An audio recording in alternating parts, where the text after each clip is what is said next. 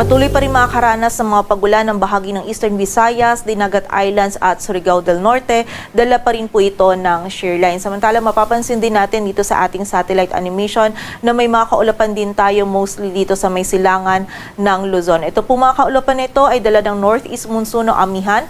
Nakakaapekto pa rin sa malaking bahagi ng Luzon at ilang bahagi pa ng Visayas. So patuloy po makakaranas pa rin ng bahagyang malamig na panahon, lalong-lalo na sa madaling araw at gabi, yung malaking bahagi pa rin po ng Luzon at ilang areas ng Visayas. But expect lamang po natin patuloy din na makakaranas ng maulap na kalangitan at may mga light rains pa rin po tayo dito sa may Cagayan Valley, Cordillera Administrative Region, maging dito rin sa Central Luzon, Metro Manila, Calabarzon at sa area din ng Bicol Region, maging sa Oriental Mindoro, Marinduque at Romblon. And sa kasalukuyan po, wala tayong minomonitor pa na low pressure area or bagyo na maaaring makaapekto dito sa ating bansa.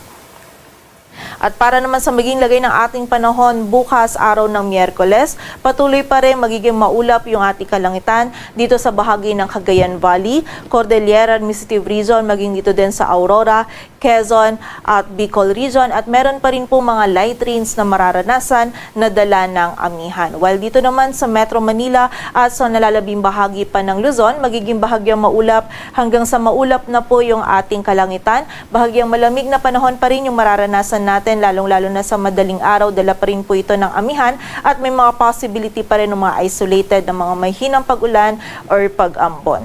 Agwat po ng temperatura dito sa Metro Manila ay mula 23 to 30 degrees Celsius. Samantala dito naman sa buong bahagi ng Visayas ay mas makaapektuhan or mas mararamdaman na po natin bukas yung amihan. Magiging bahagyang maulap hanggang sa maulap din po yung ating kalangitan. Less na po yung mga pag-ulan natin lalong-lalo na dito sa Eastern Visayas. But possible pa rin po yung mga isolated na mga may hinang pag-ulan or pag-ambon na dala ng amihan. Samantala dito naman sa area ng Mindanao, posible naman yung mga biglaang pag-ulan, pagkilat at pagkulog dulot ng mga localized thunderstorms. Agwat po ng temperatura dito sa Cebu ay mula 25 to 30 degrees Celsius at sa Davao naman ay 24 to 32 degrees Celsius. Para naman sa lagay ng dagat baybayin ng ating bansa, wala po tayo nakataas na gale warning, ngunit iba yung pag-iingat pa rin para sa ating mga kababayan na maglalayag sa iba't ibang seaboards po ng ating bansa sapagkat magiging katamtaman hanggang sa maalon yung lagay ng ating karagatan. Para naman sa 3-day outlook ng mga key cities ng ating bansa, in the next 3 days patuloy pa rin pong amihan at shear line yung prevailing sa iba't ibang bahagi po ng ating bansa. Dito sa Metro Manila, maging sa area ng Baguio City from Thursday to Saturday, magiging bahagyang maulap hanggang sa maulap po yung ating kalangitan. Patuloy pa rin yung mararanasan natin na malamig na panahon, lalong-lalo na sa madaling araw at possible pa din yung mga isolated na mga may hinang pag-ulan or pag-ambon na dala ng amihan.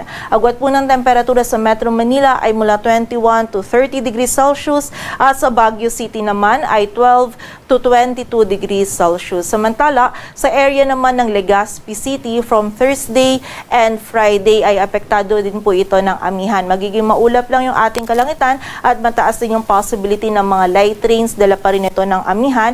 And by Saturday naman, magiging mataas po yung possibility ng mga pag-ulan, pagkilat at pagkulog or magiging maulan po yung ating panahon dito sa area ng Legazpi City by this weekend or by Saturday, dala naman po ito ng shear line. Agwat po ng temperatura sa Legazpi City ay mula 24 to 31 degrees Celsius.